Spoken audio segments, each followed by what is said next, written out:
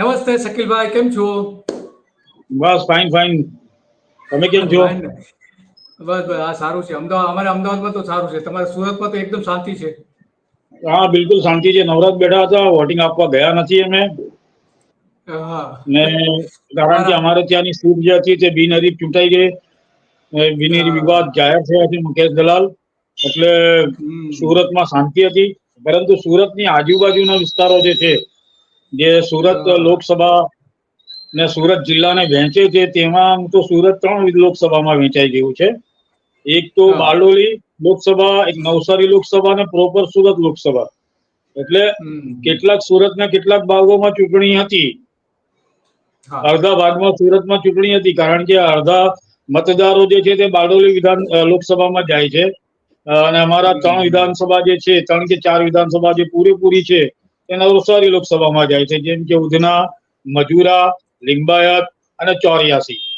જ્યારે પેલી બાજુ જે છે ત્યાં આ 4 જે છે તે નવસારીમાં જાય, અને જે છે વરાછા, કાબરેજ ને એ બધું છે તે અડધું પડધું, અને ઓલપાડ ને થોડીક કતારગામ વિધાનસભા એ બધી જાય છે બારડોલીમાં.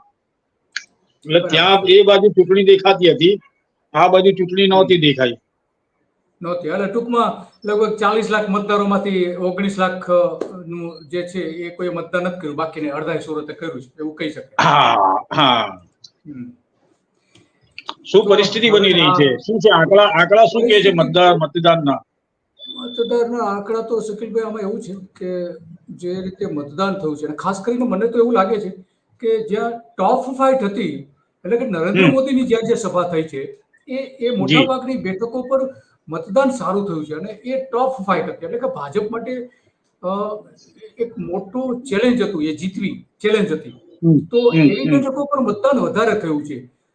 એટલે એવું કહી શકાય કે આમાં જે મતદાન જે વધારે થયું છે, એ કઈક જુદો મૂડ બતાવી રહ્યો હોય એવું લાગે છે. આપણે આ જોઈએ, જો ફિગર 5 વાગ્યા સુધીના આમાં દિલીપભાઈ તમને ઇન્ટરફિયર કરીશ. મારી વાત થઈ છે રાજપૂત સમાજના 2 આગેવાનો સાથે, ને હમણાં કરણસિંહ ચાવડા ગોતા ખાતે પ્રેસ કોન્ફરન્સ 6:30 વાગે કરી રહ્યા છે, એમની સાથે પણ વાત થઈ છે.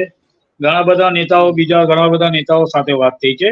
ક્ષત્રિય સમાજના જે આગેવાનો છે અને સૂત્રો છે, એવું કહી રહ્યા છે કે અમારું જે વોટિંગ છે તે 80% એક તરફી, એટલે કે આપણે પોલિટિકલી ભાષામાં કે એન બ્લોક જે વોટ છે, તે N block vote Bharatiya Janata પાર્ટીની વિરુદ્ધમાં ગયું છે, એવો એમનો દાવો છે રાજપૂત સમાજના નેતાઓ કે તેમના સૂત્રોનો.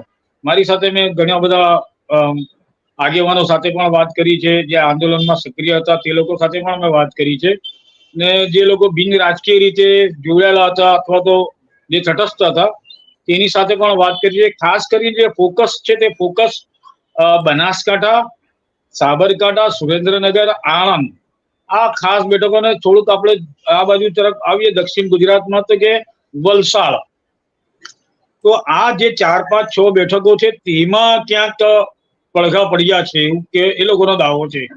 ને ત્યાં અમે અસરકારક અને નિર્ણાયક વોટ ભાજપ વિરુદ્ધમાં કર્યું છે, એવો એમનો દાવો છે. હા, એ તો જો કે પહેલેથી જ હતા, સામે જ હતા, ભાજપની સામે જ હતા. પણ આમાં શકીલજી સવાલ એ આવે છે કે અમુક તાલુકાઓને બાદ કરતા કે જ્યાં મોટો પ્રભાવ નથી દેખાતો, આ મતદાનમાં મોટો પ્રભાવ જે દેખાવો જોઈએ ક્ષત્રિય સમાજનો, એ નથી દેખાતો. ભલે એને થ્રુઆઉટ ભાજપની સામે મતદાન કર્યું હોય કે ભાજપની તરફેણમાં મતદાન કર્યું હોય, પરંતુ જે આંદોલન થયું છે એ આંદોલનમાં મને તો શકીલજી એવું લાગે છે, જો કે હું પહેલેથી જ મતનો રહ્યો છું, કે આ આંદોલનથી ભાજપને મોટો ફાયદો થયો છે. આ આંદોલનથી ભાજપને મોટો ફાયદો થયો છે એવું પહેલાથી મારું એવું કેલ્ક્યુલેશન છે. કારણ કે જ્યારે આવા એક જ્ઞાતિ સામે બીજી જ્ઞાતિ આવી જતી હોય છે, તો એમાં ફાયદો છે એક તરફી જતો રહેતો હોય છે, કે જે જ્ઞાતિ જે પક્ષની વિરુદ્ધમાં હોય એ પક્ષની બીજી જ્ઞાતિઓ છે એની તરફ ઝુકાવ વધતો હોય છે, એવું કેલ્ક્યુલેશન અત્યાર સુધીનો જે મારો અનુભવ છે એ પ્રમાણે કે છે. છેલ્લી 8-10 જે ચૂંટણી આપણે ગણી શકીએ એમાં તો રાજપૂત સમાજનો દાવો બરાબર છે કે એમનો દાવો કરી શકે છે, એમાં કોઈ સવાલ, કારણ કે એમણે સૌથી વધારે લડત આપી છે આ ચૂંટણીમાં. રાજપૂત સમાજે સૌથી વધારે લડત આપી છે. ના વન સાઈડ. આમ તો જો ક્ષત્રિય સમાજનું આંદોલન ન હોત તો 26 સીટ માટે કે 25 સીટ માટેનું જે કેલ્ક્યુલેશન આપણા બધાનું હતું એ તો વન સાઇડેડ હતું કે એક તરફી ભાજપ માટે જાય છે. આ આંદોલનના કારણે ક્યાંક આવો રસાકસી ભરી કે આપણે આભાસ ઉભો થયો છે, જેને હું પોલિટિકલી ભાષામાં એમ તો આભાસ ઉભો થયો છે કે ઉભો કરવામાં આવ્યો છે, તેના કારણે થોડું ગુજરાતમાં ચૂંટણી રસપ્રદ બની છે. શકીલજી, આ જે ક્ષત્રિયોની પ્રભાવ કહેવાય, ક્ષત્રિયોનો પ્રભાવ કહેવાય, જો આ 3 બેઠકો પર ભારતીય જનતા પાર્ટીને ઓછા મત મળે કે હારે તો આપણે ગણી શકીએ કે ક્ષત્રિયોનો સૌથી પ્રભાવ થાય. તો સુરેન્દ્રનગર, બીજું જામનગર અને ત્રીજું છે આપણે આણંદ. જો આ 3 બેઠકો ઉપર ભાજપના ઉમેદવાર હારે તો આપણે 100% કહી શકાય કે ક્ષત્રિયોનો પ્રભાવ છે, અને ક્ષત્રિયોનો પ્રભાવ એના કારણે હોવાના કારણે ભારતીય જનતા પાર્ટીને હારનો સામનો કરવો પડ્યો છે, એવું આપણે કહી શકીએ. આવું મારો એક અંદાજ છે. કદાચ બની શકે કે આપણે જે મતદાનની જે પેટર્ન ના બિલકુલ દિલીપભાઈ, તમારી વાતમાં દમ એટલા માટે છે અને વજૂદ પણ એટલા માટે છે કે વિરોધ જે હતો તે વિરોધ ભારતીય જનતા પાર્ટીની સામે વ્યક્તિગત ન હતો. વિરોધ હતો એટલે પુરુષોત્તમ રૂપાલા સામે હતો, નરેન્દ્ર મોદી સામે વિરોધ ન હતો, અમિત શાહની સામે વિરોધ ન હતો. પણ સામા પક્ષે જોવાનું એ છે કે જે વોટિંગ પર્સન્ટેજ હાઈ થયા છે તે હાઈ વોટિંગ પર્સન્ટેજની અંદર ધારો કે ક્ષત્રિય સમાજ દાવો કરે કે અમારું વોટિંગ છે તે 80% થયું છે અને એના કારણે આ ટકાવારી મતદાનની ઊંચી ગઈ છે, તો બીજી બધી જ્ઞાતિઓ છે કે ધારો કે રાજકોટ સીટની વાત કરીએ તો એમાં પટેલ છે, લેઉવા પટેલ છે, કડવા પટેલ છે, બંને છે. લેઉવા પટેલની તાદાદ ત્યાં સંખ્યા છે તે 3 લાખની છે અને કડવા પટેલની સંખ્યા છે તે લગભગ 3.5 લાખની છે. એટલે 6.5 લાખ વોટર્સ બહુ મોટી સંખ્યામાં પાટીદાર સમાજના છે. એની સામે 1.5 લાખ ક્ષત્રિય સમાજના 80% વોટિંગ છે, તો 50% વોટિંગ થાય તો પણ આ સરભર થઈ જાય. મૂળ મુદ્દાનો પ્રશ્ન એ છે કે જે ભાજપ દાવો કરતું હતું કે અમે ગુજરાતની તમામ સીટ 5 લાખની લીડથી જીતી જઈશું, તે દાવો અત્યારે તો સફળ થતો દેખાતો નથી. બીજી વાત કે કોંગ્રેસ જોઈએ તેટલો લાભ આ ચૂંટણીમાં લઈ શકી નથી. ભાજપ 40 દિવસ સુધી આ આંદોલન ચાલ્યું દિલીપભાઈ, 40 દિવસ સુધી આ આંદોલન ચાલ્યું ક્ષત્રિય સમાજનું, અને ભાજપનું સંગઠન આ ડેમેજ કંટ્રોલ પણ ન કરી શક્યું. એ પણ બહુ મોટી વાત છે. આ ચૂંટણી 2-3 રીતે યાદ રખાશે. એક કે કોઈ એક નેતાના નિવેદનના કારણે સમગ્ર ચૂંટણીનું વાતાવરણ બદલાઈ જાય. બીજું કે પહેલી વખત આમ આદમી પાર્ટી ગુજરાતની અંદર 2 સીટ પર લડે છે અને બંને સીટ ઉપર કોંગ્રેસનો સિમ્બોલ આઝાદી પછી જોવા નહીં મળ્યું. ત્રીજી વાત કે કોઈ એક સમાજે લગાડ 40 દિવસ સુધી આંદોલન કર્યું હોય અને એનું ડેમેજ કંટ્રોલ કરવામાં ભાજપ પહેલી વખત નિષ્ફળ ગયું હોય. ભલે બીજી બધી જ્ઞાતિઓને લોકો સાધી લીધી હોય અથવા તો એમની સાથે સમજૂતી કરીને વોટિંગ માટે પ્રેર્યા હોય, વધુ મતદાન ભાજપ તરફથી થાય તેના માટે એમને ઉત્સાહ આપ્યો હોય, પરંતુ આ 3-4 મુદ્દાઓના કારણે 2024ની આ ચૂંટણી મહત્વની અને ઐતિહાસિક બની રહેશે કે કોઈક એક નેતાના નાનકડા નિવેદન, જેને આપણે વિવાદિત નિવેદનના કારણે આખો ચૂંટણીનું વાતાવરણ બદલાઈ ગયું અને આખા ગુજરાતની અંદર એના પડઘા પડ્યા ને એ પડઘાના કારણે આજે સ્થિતિ એ થઈ છે કે ઇલેક્શન જાહેર થયા તે પહેલા ભાજપ 26માંથી 26 સીટ સીધી રીતે એક તરફી રીતે જીતી રહ્યું હતું, પરંતુ આ સ્થિતિમાં ભાજપ હવે ડેમેજ કંટ્રોલની સ્થિતિમાં આવ્યું, પરંતુ એ ડેમેજ કંટ્રોલ થઈ ન શક્યું. બહુ મહત્વની વાત છે. આપણે જે 5 વાગ્યા સુધીના આંકડા બતાવી રહ્યા છે નીચે સ્કોરમાં, એ ફેરફાર કરવો પડશે કારણ કે વધારે મતદાન છે એટલા માટે. બિલકુલ મતદાન વધારે થઈ ગયું છે ને અપેક્ષા હતી કે 60-65% વચ્ચે મતદાનનો રેશિયો રહેશે. હા, એટલું લગભગ થઈ જશે. યસ, હા, બિલકુલ દિલીપભાઈ. આખો ઓવરઓલ ગુજરાતનું વોટિંગ પર્સન્ટેજ જે છે તે વોટિંગ પર્સન્ટેજ 65 ની આજુબાજુ રહેશે. એ જે છેલ્લા ફિગર 57 જે આપણે અનુમાન હતું કે ગુજરાતમાં બને જ છે ને મહત્વની વાત શું છે કે આટલા બધા આકરા તાપમાં, કાળઝાળ ગરમીમાં પણ લોકો વોટિંગ કરવા નીકળ્યા છે. ને ખાસ કરીને હું કચ્છ અને ભુજ, પોરબંદર ને જે રણ પ્રદેશની વાત છે જ્યાં ગરમીમાં ધડાકા ભેર અને અંગ દજાડતી ગરમી પડી રહી છે, ત્યાં લોકો વોટિંગ આપવા નીકળ્યા છે. તે આપણે તમામ લોકોને અભિનંદન આપીએ અને એમને ધન્યવાદ આપીએ કે આટલી કાળઝાળ ગરમીની અંદર તેઓ વોટિંગ આપવા નીકળ્યા. કચ્છના લોકો પર્ટિક્યુલર, કચ્છના આંકડા પર દિલીપભાઈ જુઓ, બહુ હાઈ વોટિંગ પર્સન્ટેજ પર જઈ રહ્યા છે. ને આ બહુ મોટી વાત છે કે આટલી કાળઝાળ ગરમીની અંદર લોકો પોતાનો મતાધિકારનો ઉપયોગ કરવા આવ્યા છે. એની પાછળનું કારણ એ છે કે સતત સોશિયલ મીડિયાની અંદર પર્સનલી અને લોકોએ ડોર ટુ ડોર સંપર્ક કરીને લોકોને વહેલામાં વહેલી તકે મતદાન કરવા માટે અપીલ કરી હતી. કારણ કે સવારના પોરની અંદર 11 વાગે કે 12 વાગ્યા પહેલા આ વોટિંગ કરવા માટે લોકોએ સતત અપીલ કરી હતી અને અપીલના પરિણામ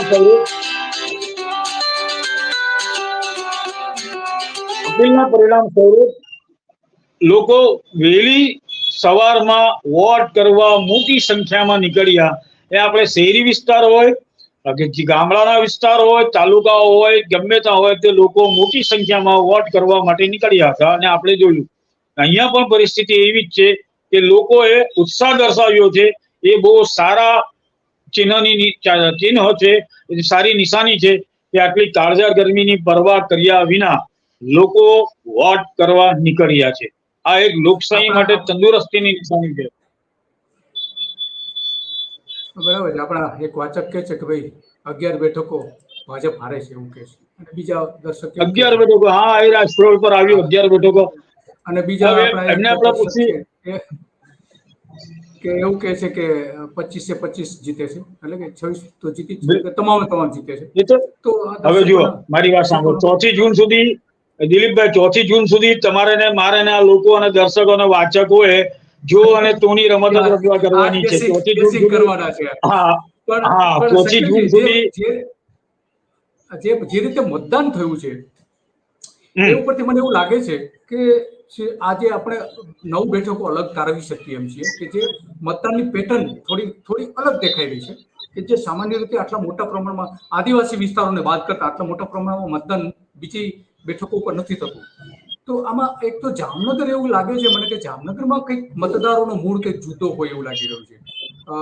કારણ કે જામનગરમાં જે કંઈ થયું છે એમાં 3 તાલુકા એવા હતા, ત્યાંની આપણે જે તપાસ કરી છે તો એમાં 3 તાલુકામાં ખાસ કરીને કાલાવડ છે, જામજોધપુર છે અને લાલપુર, આ 3 તાલુકા એવા હતા કે જે કદાચ વ્યક્તિગત ભાજપની સામે કદાચ નહીં હોઈ શકે, પણ વ્યક્તિગત રીતે પૂનમ માડમને ક્રોસ કરતા હતા.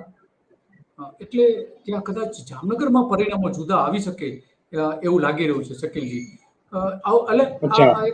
કદાચ સિટી વિસ્તારમાં ભાજપ ગેઇન કરી જાય તો પણ આ 3 તાલુકા એનું કારણ છે કે આ 3 તાલુકામાં એવું હતું કે જે વિધાનસભાની ચૂંટણી થઈ એમાં આમ આદમી પાર્ટીના જે જામજોધપુરના ઉમેદવાર જીત્યા હતા, એમાં અંદરખાનેથી ભાજપના જે પૂનમ માડમે એટલે જાહેરમાં નહીં પણ અંદરખાને એની મદદ કરી હતી. એના કારણે ત્યાંના સ્થાનિક કાર્યકરો અને મતદારો નારાજ છે. આ એક કારણ છે. બીજું કે ભાજપના આંતરિક વિવાદો એટલા મોટા પ્રમાણમાં જામનગરમાં હતા કે ધારાસભ્ય અને સંસદ સભ્ય અને મેયર ત્રણેય એકબીજાની સામસામે આવી ગયા હતા. એનું આ ચૂંટણીમાં અસર દેખાય એવું છે. અને પૂર્વ ધારાસભ્યો હતા કે જે કોંગ્રેસમાંથી પક્ષાંતર કરીને ભારતીય જનતા પાર્ટીમાં જોડાયા હતા. આવા 2 પૂર્વ ધારાસભ્યો પણ પૂનમ માડમની વિરુદ્ધમાં હતો. તો ભાજપનો આંતરિક વિખવાદ છે એ મોટા પ્રમાણમાં હતો. તો મને લાગે છે કે જામનગરમાં કદાચ શકીલજી કદાચ અલગ મતદારો અલગ મૂડમાં હોય એવું લાગે છે. કદાચ તમારો મત અલગ હોઈ શકે છે. તમે શું માનો છો? ના, એની પાછળ એની પૃષ્ઠભૂમિ ચકાસીએ દિલીપભાઈ.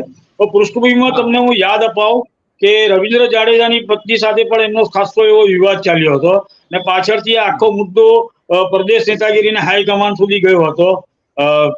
રવિન્દ્ર જાડેજાની વાઇફ જે છે રીવાબા જાડેજા સાથે એમનો વિવાદ થયો હતો ને મેયર સાથે પણ બબાલ થઈ હતી ને આખો વિવાદ હાઈકમાન્ડ સુધી ગયો હતો અને હાઈકમાન્ડે વચ્ચે ઇન્ટરફિયર કરીને એ મામલાને છાળે પાડ્યો હતો, તમને યાદ હોય તો. એટલે ત્યાંથી એ વચ્ચે આંતરિક વિવાદ છે. આ પર મુદ્દો એ છે કે આંતરિક વિવાદ વોટિંગ પેટર્નની અંદર કન્વર્ટ થાય છે કે કેમ, પર પ્રશ્ન એ જ આવીને ઉભો થાય છે.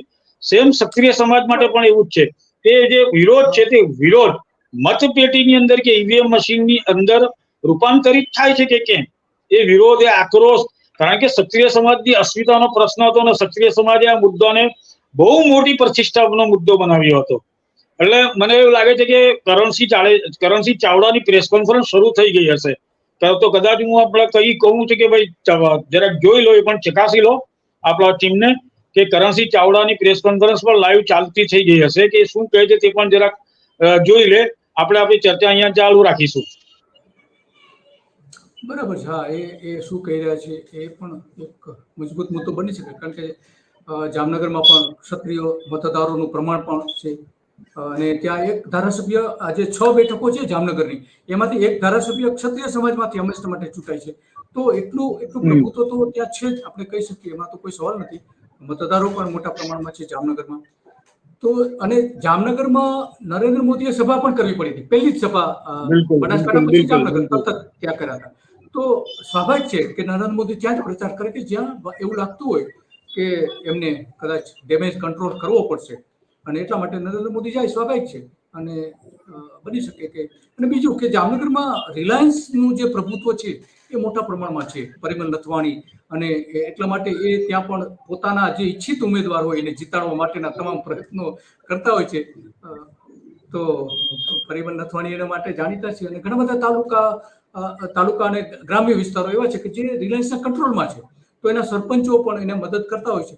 તો હવે સૌથી મોટો સવાલ એ છે કે પૂનમબેન હારે છે કે જીતે છે, પરંતુ અત્યારે જે મતદાન એવું લાગી રહ્યું છે કે કદાચ ભાજપને તકલીફ થાય એવું બની શકે. છે ડેફિનેટલી કે કેટલીક સીટો પર રસાકસી બની છે, ને આપણે અગાઉ પણ લખ્યું છે ને આપણે ચર્ચા પણ કરી છે દિલીપભાઈ કે ગુજરાતની અંદર 7 થી 8 સીટો ઉપર પરિસ્થિતિ થોડીક બદલાઈ છે સંગઠનના ફેલરના કારણે ભાજપના. અને કદાચ એવું લાગે છે કે જે આંતરિક વિખવાદ હતો તે આંતરિક વિખવાદ ભલે સપાટી પર નહીં આવ્યો હોય, મીડિયામાં નહીં આવ્યો હોય, સોશિયલ મીડિયામાં નહીં આવ્યો હોય, પરંતુ એ અસંતોષો અને જે પ્રકારે અત્યારે દેખાય છે તે અસંતોષ ક્યાંક ને ક્યાંક આપણે માનીને ચાલી શકીએ છીએ, અથવા તો આપણે ખોટા પણ હોઈ શકીએ છીએ કે અસંતોષ આ ચૂંટણીમાં મતદાન કરાવવા માટે બહાર નીકળવા લોકોમાં પડ્યો હશે ને એની અસર પડી હોવી જોઈએ. પરંતુ મૂળ પ્રશ્ન એ થાય છે કે જે પર્સન્ટેજ હાઈ ટકાવારી છે તે વધારે ટકાવારી કોના પક્ષે છે તે મહત્વનું છે. એવું નથી, ને હું એ થિયરીને પણ નથી માનતો કે ભાઈ ઓછી ટકાવારી હોય તો કોંગ્રેસ જીતે છે અને વધારે ટકાવારી હોય તો ભાજપ જીતે છે. એવું નથી, કારણ કે શહેરી વિસ્તારોમાં આપણે કેલ્ક્યુલેશન કરીએ ત્યાં કોંગ્રેસ નથી, તો શહેરી વિસ્તારોની ઊંચી ટકાવારી સીધી રીતે ભાજપને ફાયદાકારક બને છે. તો તેવી જ રીતે વધારે ટકાવારી ગામડાઓમાં હોય તો કોંગ્રેસ કે બીજા કોઈ પણ પક્ષ હોય તેના માટે ફાયદાકારક બની શકે છે. પણ 2019ની ચૂંટણીને ગત વિધાનસભાની ચૂંટણીમાં આપણે જોયું કે આ બંને થિયરીઓ ફેલ થઈ ગઈ છે, કારણ કે બીજેપીએ 156 સીટનો જે સપાટો બોલાવ્યો તે સપાટો બોલાવવામાં ભલે ગમે તે ફેક્ટર કામ કરતા હોય, એની ચર્ચા નથી કરી કે આમ આદમી પાર્ટીના ઉમેદવારોના કારણે હાર્યો, પરંતુ મૂળ પ્રશ્ન એ છે કે ભાજપે ગામડાઓમાં પણ પોતાની મજબૂતાઈ, પોતાની સક્ષમતા વધારી છે. તો આ ચૂંટણીમાં, લોકસભાની ચૂંટણીમાં પ્રશ્ન એ થાય છે કે જે કંઈ પણ ફેક્ટર કામ કરતા હશે, જે રીતે જામનગરમાં જો ફેક્ટર કામ કરી ગયું હોય પૂનમ માડમની સામે, તો 100% અહીંયા ચિત્ર બદલાઈ શકે છે અને નવા જૂની થઈ શકે છે. તેવી જ રીતે ગુજરાતની બીજી લોકસભાની સીટો છે કે ત્યાં રસાકસી છે, અથવા તો આપણે એમ કહીએ કે ભાઈ મુકાબલો રસપ્રદ બન્યો છે. આપણે હાર જીત પર નથી જતા, આપણે એમ નથી કહેતા કે આ હારશે કે આ જીતશે, આપણે એના ઉપર જતા જ નથી, એની ચર્ચા પણ નથી કરવી, કારણ કે હજુ બહુ લાંબો સમય છે વિશ્લેષણ કરવા માટે. ઘણા બધા આંકડાની હજુ આપણે રાહ જોવી પડશે, ઘણી બધી વિગતોની આપણે રાહ જોવી પડશે. એ બેઝિકલી શું બન્યું છે, શું નથી બન્યું, ને કયા ફેક્ટરો કામ કરતા હતા, એ બધું જોવા માટે આપણે થોડીક રાહ જોવી પડશે વિગતોની. પરંતુ અત્યારે પ્રાથમિક રીતે જે મતદાનની ઊંચી ટકાવારી છે તેની આપણે ચર્ચા કરીએ, અને જે પ્રકારે દાવા કરવામાં આવી રહ્યા છે કે ભાઈ અમારા સમાજનું બમ્પર વોટિંગ થયું છે આ ચૂંટણીમાં અને એન બ્લોક વોટિંગ થયું છે, એક તરફી વોટિંગ થયું છે, તો એ દાવાની સત્યતા તો આવનાર દિવસોમાં કેટલી સાચી છે, કેટલી ભ્રામક છે, કે આ દાવો કેટલો મજબૂત છે તે આપણને ખબર પડશે. દિલીપભાઈ. હા, વાત તો સાચી છે, બની શકે. કારણ કે જો રાજપૂત સમાજ એવું માનતો હોય કે ભાઈ એમના કારણે અસર થશે, તો સુરેન્દ્રનગરમાં 100% એનો પ્રભાવ દેખાય. અને ત્યાં જે ફેક્ટર જે છે સુરેન્દ્રનગરમાં, તો એ ભાજપને ધોળે દિવસે તાળા બતાવી શકે છે સુરેન્દ્રનગરમાં અને પરિણામ બદલી શકે છે. ખરેખર જો ક્ષત્રિય સમાજ એવું માનતો હોય કે, કારણ કે સૌથી વધારે તો ત્યાં લો હવે એટલે વાચકો પણ પોતાના અભિપ્રાયો વ્યક્ત કરે છે, પરંતુ મૂળ સવાલ એ છે કે સુરેન્દ્રનગરમાં જે થયું હતું તે આખા ગુજરાતમાં રાજકોટ પછી સૌથી વધારે જો કોઈ ભારતીય જનતા પાર્ટી સામે દેખાવો વિરોધ થયો હોય તો તે સુરેન્દ્રનગરમાં તો પૂતળાઓ સળગાવવામાં આવ્યા હતા, રૂપાલાના પૂતળા સળગાવવામાં આવ્યા હતા. તો રાહુલ ગાંધીના પણ પૂતળાઓ, દિલીપભાઈ, રાહુલ ગાંધીના પણ પૂતળાઓ સળગાવાયા છે. હા, પણ આ સુરેન્દ્રનગરની વાત છે. સુરેન્દ્રનગરમાં તો જે થયું હતું એની વાત છે. આ બીજી જગ્યાએ રાહુલ ગાંધીના પણ થયા, એમાં કોઈ સવાલ નથી. બનાસકાંઠામાં તો કાળા વાવટા પણ બતાવ્યા હતા રાહુલ ગાંધી સામે. સભા કરવા ગયા તો ત્યાં પણ કાળા વાવટા બતાવવામાં આવ્યા હતા. તો આવું તો થયું જ છે, એમાં તો કોઈ સવાલ નથી. પણ સવાલ એ છે કે સુરેન્દ્રનગરમાં કેવા પરિણામો આવે છે, કારણ કે મતદાનની જે પેટર્ન છે ને મતદારોનો જે મૂડ છે એ કંઈક આ વખતે થોડો જુદા દેખાઈ રહ્યો છે. તો બની શકે કે ત્યાં મજબૂત કોઈ ઉમેદવાર ચૂંટાઈ આવે, એવું બની શકે. અને આમે સુરેન્દ્રનગર તો ભાજપ માટે માથાનો દુખાવો પહેલેથી જ રહ્યું છે. સુરેન્દ્રનગર અને જુનાગઢ બંને, જુનાગઢમાં પણ એ રીતનું ત્યાં પણ વિરોધનો સામનો કરવો પડ્યો હતો. ત્યાં જે ઉમેદવાર હતા તો એની સામે ઘણા બધા એલિગેશન થયા હતા, એની સામે ફરિયાદ થઈ હતી. એક આત્મહત્યા, જેના એક ડોક્ટરે જે આત્મહત્યા કરી, ડોક્ટર ચગ જે આત્મહત્યા કરી હતી, એમાં પણ એ થયું હતું. અને સુરેન્દ્રનગરમાં સૌથી મોટું બીજું ફેક્ટર આ વખતે કામ કર્યું એવું લાગે છે, કારણ કે કનુ દેસાઈ જે સુરતના ધારાસભ્ય છે અને નાણાપ્રધાન છે ગુજરાતના, એમણે એવું કહ્યું હતું કે કોળી સમાજ વિરુદ્ધ જે નિવેદન એણે આપ્યું હતું, તો સુરેન્દ્રનગરમાં કોળી સમાજનું સૌથી મોટું પ્રભુત્વ પણ છે. એનો વિડીયો જે વાયરલ થયો વિરોધ પણ થયો હતો સુરેન્દ્રનગરમાં. તો આ બધા ફેક્ટર છે. જુનાગઢમાં પણ એની અસર થઈ શકે છે. રાજેશ ચુડાસમા સામે જે વિરોધ થયો હતો એ પણ છે. બનાસકાંઠામાં પણ મોટા પ્રમાણમાં વિરોધનો વંટોળ પણ જોવા મળી રહ્યો હતો. તો આ બધી જે 8 થી 9 બેઠકો એવી છે કે એમાં મતદારોનો મૂડ થોડો જુદો દેખાઈ રહ્યો છે.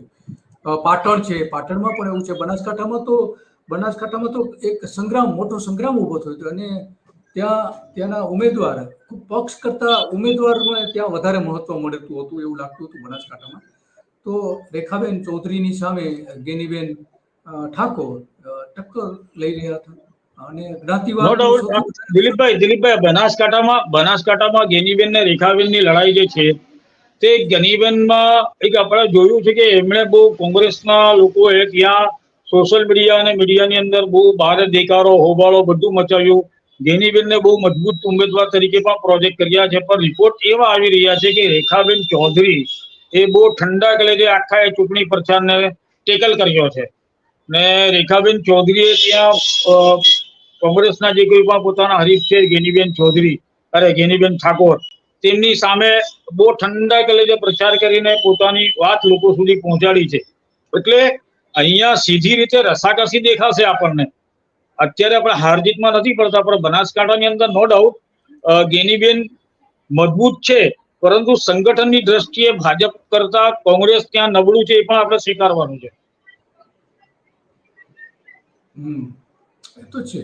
પણ આ વખતે જે ઉમેદવારો પસંદ કરાયા છે, જે ચૂંટણીના ફેક્ટર આપણે જોઈએ તો જ્ઞાતિવાદ આધારિત વધારે હતો. દાખલા તરીકે બનાસકાંઠામાં તો ત્યાં ઠાકોર, દલિત અને લઘુમતી આ ત્રણ એક બાજુ છે, તો બીજી બાજુ ચૌધરી સમાજના મતદારો જે છે એક બાજુ છે. તો આ ફેક્ટર જે છે એ પક્ષ કરતા આ વખતે જ્ઞાતિનું ફેક્ટર સૌથી વધારે મહત્વનું કામ કરી રહ્યું છે. કારણ કે ઘણા બધા ભાજપના ત્યાં વિવાદો પણ ઉભા થયા હતા. ગેનીબેનની સામેના જે ઉમેદવારો હતા તો એ વિવાદો પણ ઉભા થયા હતા. તો બની શકે કે ત્યાં પણ કદાચ પરિણામ ફેરફાર આવી શકે, કારણ કે એની નજીકની જે પહેલી સભા કરી હતી નરેન્દ્ર મોદીએ એ અહીંયા કરી હતી. બનાસકાંઠા અને પાટણ બંને જોઈન્ટ એમણે સભા કરી હતી. તો પાટણમાં પણ એ જ ઠાકોર વિવાદ વર્સિસ બીજી બધી જ્ઞાતિઓ સામેનો પણ ત્યાં પણ જોવા મળે છે. ઉમેદવાર પણ ત્યાં ભીખાજી ઠાકોર સામે વિવાદ થયો હતો, ઉમેદવાર બદલવા પડ્યા હતા, આ ઘણું બધું થયું હતું. ભીખાજી ઠાકોર નથી, ડામોર છે, એ વિવાદ પણ ઉભો થયો હતો. તો આ પત્રિકાઓ વેચાય, ભાજપના આંતરિક વિવાદો મોટા પ્રમાણમાં સૌથી આ બે બેઠકો ઉપર જોવા મળતા હતા, પાટણમાં અને બનાસકાંઠામાં, અને ગાળાગાળી મારામારી સુધી મામલાઓ પહોંચી ગયા હતા. તો આ બધી અસર તો સ્વાભાવિક છે, મતદારો ઉપર થતી જ હશે ને. હા, બિલકુલ બિલકુલ થાય જ છે. આપણે જોઈએ છે કોંગ્રેસની જૂથબંધીની અસર સીધી રીતે લોકો પર પડીને કોંગ્રેસને લોકો આવા બધા ભવાડાના કારણે રિજેક્ટ પર કરી રહ્યા છે, ને પાછલા 35 વર્ષથી કોંગ્રેસને દરેક જગ્યાએ રિજેક્ટ કરતા આવ્યા છે ગુજરાતના મતદારો. રિજેક્ટ કરે છે. ગુજરાતના મતદારોની હા, ગુજરાતના મતદારોની બુદ્ધિમત્તા ને આપણે સલામ કરીએ છીએ કે જે કંઈ પણ ફેસલો કરે છે તે ફેસલો સીધો, સટાક અને આપણે એમને બિરદાવીએ તેવો ફેસલો કરે છે. અને એવું લાગે છે કે આ લોકસભાની ચૂંટણીમાં પણ ગુજરાતના લોકોએ પોતાનો મતાધિકારનો ઉપયોગ આ જ રીતે નિર્ણાયકતાથી કર્યો છે. અત્યારે જે કંઈ પણ પ્રશ્ન આવીને ઉભો રહ્યો છે સીટ વાઇઝ, તે સીટ વાઇઝ ની અંદર હજુ પણ ભાજપ માટે કોઈ એવું નથી દેખાતું કે ભાઈ ભાજપ ક્યાંક ડેમેજ કરે છે, પરંતુ પરિસ્થિતિ આવીને એવી રહી ગઈ છે કે આપણે આજે વિશ્લેષણ કરવા બેઠા છીએ, નહીતર આપણે વિશ્લેષણ જ ન કરતે. જો ધારો કે 2-5 આંદોલન નહીં થયા હોત, 2-5 નિવેદનો ન આવ્યા હોત, કે કંઈક નહીં કર્યા તો દિલીપભાઈ અને શકીલભાઈ ઘરે જઈને આરામથી અત્યારે પોતાનો રિપોર્ટ લખતા હોત. એક જ પક્ષ જીતી જશે એમ. હા, એક જ પક્ષ જીતી જશે, આપણે એક જ લીટીમાં પૂરું કરી દેવાનું હતું. એટલે પણ શકીલજી, આ વખતે છે ને આણંદમાં થોડા સમીકરણો બદલાતા હોય એવું છેલ્લા દિવસોમાં એવું મને લાગી રહ્યું હતું. કારણ કે આપણે ચર્ચા દિલીપભાઈ આણંદની આપણે ચર્ચા કરી હતી ત્યારે 10-15 દિવસ પહેલા કે આણંદની અંદર કોમ્બો બને તો જ આ શક્યતા છે, જે કોમ્બોની આપણે વાત કરી હતી. ને હું એને એમ કહું છું કે જૂની ખામ થિયરી જે માધવસિંહ સોલંકી વખતની હતી એ ત્યાં જો સક્રિય થઈ જાય તો ત્યાં પરિણામ બદલાઈ શકે. કારણ કે ઊંચી ટકાવારીમાં ક્ષત્રિય સમાજનો દાવો છે, મુસ્લિમ સમાજનો પણ દાવો એવો છે, અને દલિત આદિવાસી આ જે કોમ્બો બની રહ્યો છે, જેને આપણે ખામ થિયરી જૂની હતી, તે આણંદની બેઠક ઉપર જો સક્રિય થઈ હોત, એક્ટિવ થઈ હોત આજના દિવસે, તો જ પરિણામ બદલાય, નહીંતર નહીં. કારણ કે ત્યાં પટેલ સમાજને કે પાટીદાર સમાજના પણ એટલા જ વર્ચસ્વ ધરાવતા મતદારો છે. એટલે આણંદની અંદર ભાજપ ત્યારે જ પ્રોબ્લેમમાં આવે કે ભાજપ માટે ત્યારે જ ખતરાની ઘંટી વાગે કે જ્યારે ક્ષત્રિય, મુસ્લિમ, દલિત અને આદિવાસી આ ખામ થિયરી જે હતી, ખામ થિયરીના આધારે જો ત્યાં આ વખતે પેટર્ન ચાલી હોય તો અમિત ચાવડા એક લકી ગાય બની જશે. કારણ કે અત્યાર સુધી અમિત ચાવડા વિધાનસભાની કોઈ પણ ચૂંટણી આણંદમાંથી હાર્યા, આંકલાવમાંથી હાર્યા નથી. અત્યાર સુધી તો જેટલી પણ ચૂંટણી લડ્યા છે, તાલુકા પંચાયતની હોય કે જિલ્લા પંચાયતની હોય કે અથવા તો વિધાનસભાની હોય, એ તમામ ચૂંટણી અમિત ચાવડા આંકલાવમાંથી જીત્યા છે. એટલે એ ભાઈ નસીબના બળિયા છે, એ નસીબવંતા છે, એ નસીબના બળિયા છે. હા, નસીબના બળિયા છે. નસીબના બળિયા છે ભાઈ. બીજી ખૂબી શું છે કે ભરત સોલંકી જેવા ઇગોઇસ્ટ નથી. ભરત સોલંકી જે રીતે મતદારોને ધુતકારતા, ઈગો રાખતા, મળે ન મળે એક ઓફિસર તરીકે કામ કરતા હોય એ પ્રકારના એના વર્તન હતા, એવું અમિતમાં એવું નથી જોવા મળતું. એ સામાન્ય લોકોને પણ મળે છે, ઇઝીલી મળે છે, અને એક ધરતી ઉપરના માણસ હોય ને એ પ્રકારનું એનું વર્તન રહ્યું છે. એટલે કે લોકો એમને સ્વીકારે તો બની શકે કે અહીંયા પરિવર્તન પણ આવી શકે. પણ જો કે હવે આપણે પરિણામની રાહ જોવી જ પડશે, ત્યાં સુધી બધું કહેવું તો મુશ્કેલ છે. પરંતુ આ મતદારોનો થોડો પ્રવાહ ત્યાં ચેન્જ થયો હોય, બદલાયો હોય એવું લાગે છે ભરત સોલંકીને ટિકિટ ન આપવાના કારણે. દિલીપભાઈ, મોહભંગ થવાની વેળા છે. આ મોહભંગ થવાની આ શરૂઆત છે.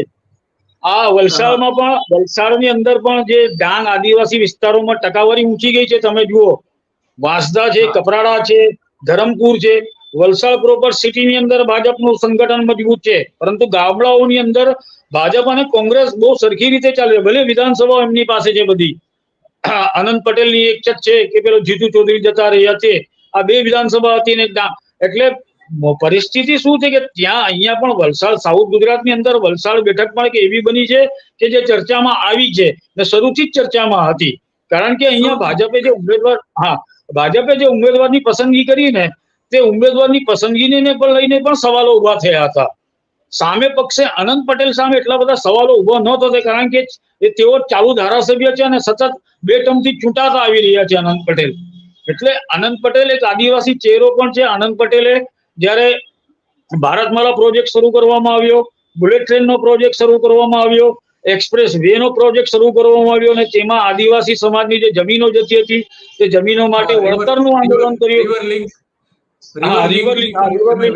હા, એટલે એમના વળતર માટે અને યોગ્ય વળતર મળે તેના માટે એમણે જે આંદોલનો કર્યા ને આંદોલનો સફળ રહ્યા છે.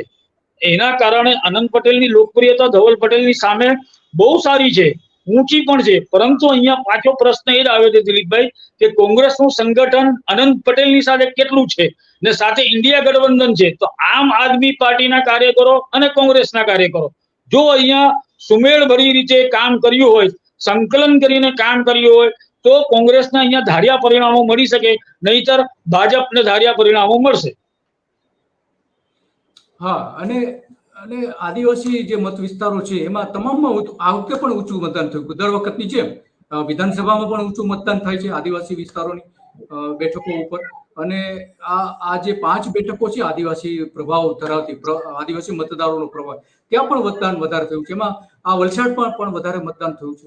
તો એ વધારે મતદાન થયું છે એ કયા આધાર ઉપર છે એ તો બધા આપણે હવે પછી પરિણામ આવશે ત્યારે કહી શકીએ. પરંતુ ચોક્કસ કે ત્યાં ટક્કર તો આપી જ છે, એમાં કોઈ સવાલ નથી. આ વખતે કોંગ્રેસે ટક્કર આપી છે.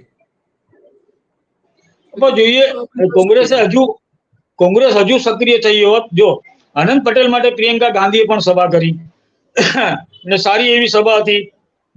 લોકો પણ સારી એવી સંખ્યામાં, નોંધપાત્ર સંખ્યામાં આપણે નોંધ લઈએ તેવી મોટી સંખ્યામાં લોકો પ્રિયંકા ગાંધીની જાહેર સભામાં આવ્યા હતા. પ્રિયંકા ગાંધીએ બીજી જે જાહેર સભા કરી તે બનાસકાંઠામાં ગેનીબેન ઠાકોર માટે કરી. એટલે પ્રિયંકા ગાંધીની આ બંને સભાઓની અસર વડાપ્રધાન બનાસકાંઠામાં પ્રિયંકા ગાંધીની જાહેર સભા વડાપ્રધાન નરેન્દ્ર મોદીની જાહેર સભા પછી છે. વલસાડની અંદર પણ સેમ કન્ડિશન છે, પરંતુ સાઉથ ગુજરાતમાં વડાપ્રધાન નરેન્દ્ર મોદી નથી દેખાયા. એમણે જે કંઈ પણ પટ્ટી પકડી હતી તે સંપૂર્ણપણે આદિવાસી પટ્ટી જ પકડી હતી.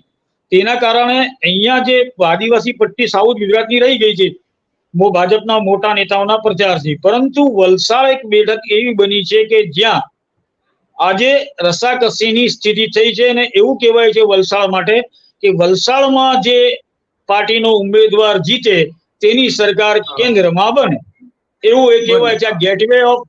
ગેટવે કહેવાય છે દિલ્હી જવા માટે. Gateway of power. હા, ગેટવે ઓફ પાવર. વાત સાચી છે. વલસાડ તો એ છે, કોઈ સવાલ નથી. પણ ભરૂચમાં જે થયું, ભરૂચમાં અહેમદ પટેલના જે વારસદારો છે એને વિરોધ કર્યો કે અમે નહીં મતદાન આપીએ. પછી ભરૂચમાં સૌથી મોટી આમ આદમી પાર્ટીના ઉમેદવાર ટક્કર પણ આપી. પરંતુ ત્યાં ચૈતર વસાવાની તરફેણમાં કોઈ મતદાન થયું હોય એવું લાગે છે આ વખતે. મને એટલું બધું કઈ બહુ ભરોસો નથી બેસતો કે ભરૂચમાં કદાચ ચૈતર વસાવા જીતે ન જીતે અથવા તો ભાજપ હારે ન હારે. આમાં પરિસ્થિતિ દિલીપભાઈ એવી બની છે કે કોંગ્રેસના વર્કરો ત્યાં હતોત્સાહી હતા, બહુ મોટા પ્રમાણમાં હતોત્સાહ એમનામાં હતો. અહેમદ પટેલની જ્યાં સુધી વાત છે કે અહેમદ પટેલના પરિવારની વાત છે કે તે લોકો મતદારો ઉપર બહુ અસર પાડી શકે, તેમનો વિરોધ અથવા તો તેમને ટિકિટ નહીં આપી તે બાબત બહુ અસર પાડી શકે તે વાતમાં કોઈ માલ નથી. કારણ કે હજુ એ લોકો અહમદભાઈના અવસાન પછી ફૈઝલ પટેલ હોય કે મુમતાઝ પટેલ હોય એ રાજકારણની અંદર પાપા પગલી ભરી રહ્યા છે. તેઓ અત્યારે નવા નિશાળિયા કહેવાય. એટલે હજુ એમનો પ્રભાવ કે એમને પોતાના પ્રભાવને સાબિત કરવા માટે હજુ એમને સમય જોઈએ છે. કોંગ્રેસે એક સારી વાત એ કરી કે મુમતાઝ પટેલ ને પોતાના સ્ટાર પ્રચારકની લિસ્ટમાં પણ લઈ લીધા, એમને કેટલીક બેઠકોના પ્રભારી પણ બનાવવામાં આવ્યા. પરંતુ મૂળ મુદ્દાનો પ્રશ્ન છે કે સુરતમાં મુમતાઝ પટેલ આવીને બોલી પણ ગયા કે ભાઈ ચેતર વસાવાના પ્રચાર કરવા માટે હું ગઈ નથી કારણ કે ચેતર વસાવાએ મને બોલાવ્યા નથી, એટલે કદાચ એમને ચેતર વસાવાને મારી જરૂર નથી. એની પાછળનું આમ આદમી પાર્ટીનું લોજિક પણ હોઈ શકે છે. બેઝિકલી વાત જે છે તે આપણે ભરૂચ નગરપાલિકાની ચૂંટણી જોઈ કે ત્યાં બધું જોયું તો આમ આદમી પાર્ટીની તરફ ત્યાંનો મુસ્લિમ વોટર્સ પલટાયો હતો. હવા પવનની દિશા ત્યાં પલટાઈ હતી. એટલે મુસ્લિમ વોટર જે કંઈ પણ નીકળ્યા હશે અથવા તો નીકળવાના રહી ગયા હશે તે લોકો સીધી રીતે કોઈના પ્રભાવમાં આવ્યા વગર એક વખત ભાઈ આ સીટ ભાજપ પાસેથી જાય, આટલા વર્ષ 35 વર્ષથી ગઈ નથી ભાજપ પાસેથી આ સીટ, એ આ સીટ ભાજપ પાસેથી જાય તેના માટે કદાચ એ લોકો વોટ કરવા નીકળ્યા હોય તો પરિણામ પલટાવી શકે છે. જે રીતે મેં ત્યાં કહ્યું કે ભાઈ અહીંયા કોમ્બો બને છે આદિવાસી મુસ્લિમ દલિતોનો ને થોડોક દરબારોનો. અહીંયા દરબારો છે બહુ સાઇઝેબલ સ્ટેન્ડમાં છે, કારણ કે ગુજરાતમાં કોંગ્રેસના જે દિગ્ગજ નેતાઓ હતા, જે અહેમદ પટેલ બનાવનારા હતા, ચાવડા આપણા, બરાબર, તે ચાવડા સાહેબની આ કર્મભૂમિ રહી, જન્મભૂમિ રહી, એટલે દરબારોની પણ અહીંયા એક સાઇઝેબલ સ્થિતિ છે. સાથે સાથ અહીંયા કોળી પટેલ સમાજ છે, પાટીદાર સમાજ પણ છે, એટલે એ વધારે છે, કારણ કે શહેરી વિસ્તાર છે, અંકલેશ્વર છે, ભરૂચ છે, બીજી જે વિધાનસભા આવે છે જંબુસર, ડેડિયાપાડા, વાદરા, એ તમામ વિધાનસભાઓની અંદર શહેરી વિસ્તારની અંદર ત્યાં સાઇઝેબલ સ્ટેન્ડની અંદર પટેલ સમાજ છે. એટલે એ લોકો કોઈ દિવસ ભાજપ વિરુદ્ધ મતદાન નથી કરતા. એટલે ચેતર વસાવા માટે સૌથી મોટી મુશ્કેલી પણ આ જ હતી. પરંતુ જો આમ આદમી પાર્ટી જે રીતે આક્રમકતાથી ત્યાં લાગી હતી, એ આક્રમકતા એ લોકોના સંગઠનમાં અને બૂથ લેવલ સુધી જો અકબંધ રહી હોય તો ચેતર વસાવા માટે લેખે લાગે. ને સાથોસાથ આપણે જે રીતે વલસાડમાં અનંત પટેલ માટે કહીએ છીએ કે અનંત પટેલને આમ આદમી પાર્ટીના કાર્યકરોનો સાથ સહકાર સહયોગ મળ્યો હોય, તેવી રીતે અહીંયા ગાડી કોંગ્રેસના કાર્યકરો કે નેતાઓનો સાથ સહકાર સહયોગ આપને મળ્યો હોય, કે આમ આદમી પાર્ટીને કે ચેતર વસાવાને મળ્યો હોય, તો પરિણામમાં આપણે આશ્ચર્યજનકતા જોઈ શકીએ છીએ. નહીતર એઝ ઇટ ઇઝ પરિણામ છે, કારણ કે મનસુખ વસાવા અને ધવલ પટેલ પછી હારવાની સ્થિતિમાં આવતા નથી. પણ આમ શકીલભાઈ, આમ જોવા જઈએ તો આપણે જે ભરૂચમાં એક છે કે મનસુખ વસાવાને મિનિસ્ટર બનાવ્યા હતા મોદીએ, પછી એને કાઢી મૂક્યા, તો એની સાથે બહુ બનતું નથી, મોદીને નથી બનતું, અને એ વારંવાર પક્ષના નેતાઓ સામે નિવેદનો પણ કરે છે. આનંદબેન સામે તો ખુલ્લેઆમ મેદાને આવી ગયા હતા. તો આના કારણે નરેન્દ્ર મોદીને પસંદ નથી, છતાં પણ એની ટિકિટ કેમ આપે છે, એ હજુ લોકોના મનમાં એક ગૂંચવાડો છે. એમાં દિલીપભાઈ, એમાં હું તમને કહી દઉં, સીધી ને સટ વાત હતી. એક મુદ્દો એવો હતો કે ભાઈ ત્યાંથી હવે પટેલ સમાજના જે ધારાસભ્ય છે અંકલેશ્વરના, મૃતભાઈ કે કાંતિભાઈ પટેલ છે, શું નામ છે ભૂલી રહ્યો છું, તેમને એક દાવેદાર તરીકે ઉભા કરવામાં આવ્યા હતા કે આ વખતે સીટ જે છે તે આપણે પટેલ સમાજને આપી દઈએ. પરંતુ પછી ગણતરી કરતા એવું લાગ્યું કે આદિવાસી ફેક્ટર બહુ મોટું છે અહીંયા ગાડી, ને આદિવાસી ફેક્ટરના કારણે સીટ નહીં ગુમાવે. જીતનું રાજકારણ ક્યાં હોય છે? તો જીતનું રાજકારણ છે કે આ સીટને આદિવાસી દાવેદારને જ આપવામાં આવે. તો મનસુખ વસાવા બહુ સિનિયર છે, આ સમગ્ર લોકસભા વિસ્તારમાં ની જે લોકો રજેરજથી વાકેફ છે. બીજી વાત, તેમની સમોવડા ભાજપમાં અત્યારે કોઈ નેતા નથી, આદિવાસી નેતા નથી મનસુખ વસાવા જેવા. મનસુખ વસાવા ભલે વિવાદિત નિવેદનો આપીને ચર્ચામાં રહ્યા હોય, અથવા તો તેમણે સરકારની સામે કે સંગઠનની સામે બેફામ બોલ્યા હોય કે બફાટ કરી હોય, પરંતુ આ એક કમ્પલ્ઝન હતું, ન છૂટકે આપવી પડી છે. આ સાંભળી લો, એ વિકલ્પ ભરૂચ લોકસભા માટે, ભરૂચ લોકસભા સમોવડા એટલે ભરૂચ લોકસભાની સમકક્ષ, કારણ કે મનસુખ વસાવાએ અહેમદ પટેલના વાર્તા. શકલભાઈ, આ વખતે મતદારોમાં જે ત્યાં મૂંઝવણ બીજી એક હતી કે એક ટ્રાઇબલ પાર્ટી આખી પાર્ટીને ભારતીય જનતા પાર્ટી પોતાના સમાવી લીધી, આખી પાર્ટીને લઈ લીધી. ભાજપમાં કોઈ એક પાર્ટી આ રીતે કઈ હોય, એ કેશુભાઈની પાર્ટી પછીની આ બીજી ઘટના છે. તો બિલકુલ એવું શા માટે કરવું પડ્યું? અને આદિવાસી મતદારો જો માનો કે મનસુખ વસાવા જીતેમ જ હોય, તો પછી આ પક્ષાંતર કરવાની જરૂર હતી, આખી પાર્ટીને શા માટે લેવાની જરૂર હતી? આ ભરૂચના મતદારોમાં છેલ્લે સુધી ગૂંચવાડો તો રહ્યો જ છે. તો એ ગૂંચવાડામાં એવું ન બની શકે કે ભાજપને પસંદ ન કરી હોય, અથવા તો કોંગ્રેસને પણ ઇનકાર કરી દીધો હોય, આવું પણ બની શકે ને? મુદ્દો શું છે, જીવો સાંભળો દિલીપભાઈ, આપણે દર્શકોને પણ કહેવા માંગુ છું કે મુદ્દો શું છે કે આદિવાસી પટ્ટીની અંદર ભાજપ પાછલા 20 વર્ષથી કોશિશ કરી રહ્યું છે કે તેની પાસે એક સક્ષમ નેતા આવે, ને એટલા માટે જ એમણે આદિવાસી પટ્ટી ઉપર સતત ઓપરેશનો કર્યા. જે છોટા ઉદેપુરમાં કર્યા જોયું આપણે, બરાબર, ભરૂચમાં જીતુ ચૌધરી વાળું જોયું, ડાંગની અંદર પેલા ગાવિત વાળું જોયું આપણે, બારડોલી લોકસભામાં કે વિધાનસભામાં પણ આપણે જોયું. પ્રભુ વસાવા પાછલા ત્યાં ત્રીજી ટર્મ કે પ્રભુ વસાવાની છે, એ પણ ઓરિજિનલી તો કોંગ્રેસી હતા, એટલે ભાજપ આદિવાસી પટ્ટી ઉપરની પકડને મજબૂત કરવા માટે બીજી પાર્ટીના નેતાઓના ચહેરાઓનો આશરો લે છે. કારણ કે ભાજપના પોતાના આદિવાસી ચહેરાઓ જે છે તે ચહેરાઓ પછડાય છે, ચૂંટણીના રાજકારણની અંદર પછડાય છે.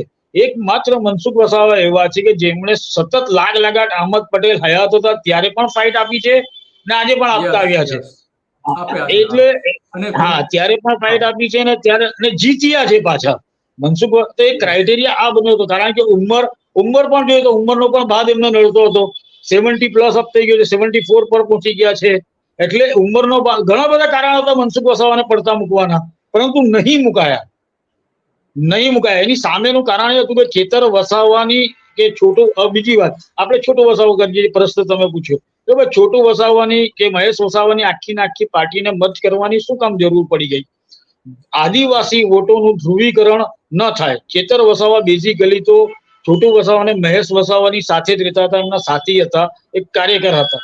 ખેતર વસાવા એ લોકોના વેર અબાઉટ જાણે છે, ક્યાં શું છે, ક્યાં શું મારે કરવાનું, ક્યાં શું નથી કરવાનું. ને આદિવાસી પટ્ટી ઉપર ખેતર વસાવાને ખબર છે કે મારે હવે અહીંયા કેવી રીતે કામ કરવાનું છે. તો આખી પાર્ટીને પોતાનામાં સમાવેશ કરીને એ લોકોના જે વોટ હતા તે વોટને પોતાની તરફ વાળવાનો એક પ્રયાસ છે. બીજેપીએ નક્કી કેવું કર્યું હતું કે 5 લાખની લીડ લેવી છે, તો 5 લાખની લીડ લેવા માટે ભાજપ એનકેન પ્રકારે તમામ, કોંગ્રેસમાં પણ એવું થયું છે, જરૂર શું હતી આ 5 ધારાસભ્યોના રાજીનામા મૂકવાની? અર્જુન મોઢવાડિયા છે, બરાબર, પેલા ચાવડા છે, બીજા બધા જે કંઈ પણ છે તે લોકો, ચિરાગ પટેલ, એ લોકોને રાજીનામા મૂકવાની જરૂર શું હતી? 156 તમે કમ્ફર્ટેબલ સ્થિતિમાં છો, શાના માટે તમારે આ જરૂર છે? ના, પર મુદ્દો હું હતો કે કોંગ્રેસની જે કોર નેતાગીરી છે તે કોર નેતાગીરીની કરોડરજ્જુ ઉપર હુમલો કરીને કોંગ્રેસને નબળી પાડવી અને ભાજપ કેવી રીતે વધુમાં વધુ લીડથી ગેઇન કરે અથવા તો નિશ્ચિતપણેથી જીતી જાય તે માટેનું આ એક આખું રાજકીય પોલિટિકલ સેગમેન્ટ હતું.